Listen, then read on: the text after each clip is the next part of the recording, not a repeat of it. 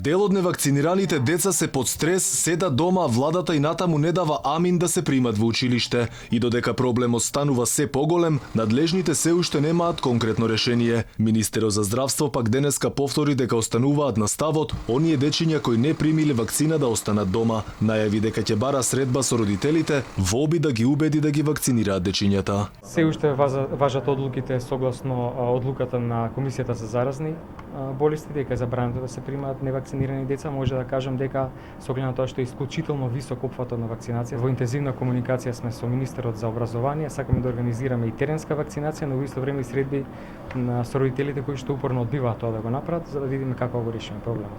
Како идеја за многу скоро време, веќе во текот на следната недела ќе излеземе со решение.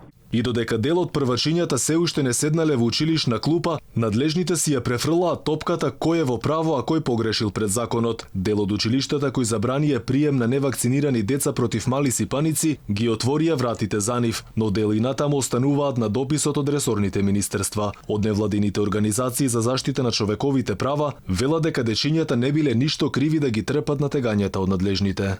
За дечињата тоа е една голема травма и голем стрес. Уште на стартот.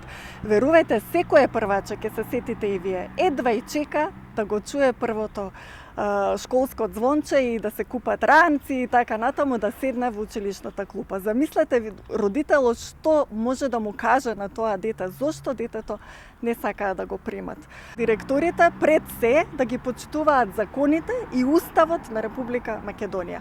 Тие мора да бидат свесни дека со непримањето на првачињата во училиште го кршат член 44 од Уставот на Република Македонија. Претходно и првата детска амбасада меѓаш и побара од Министерството за образование да ја преиспита одлуката за одбивање на уписот на првачињата кои не доставиле документ за задолжителна вакцинација, но да понуди решение што нема да го прекрши основното право на децата на образование. Но барем досега ниту од министерствата, ниту пак од владата конкретно решение нема.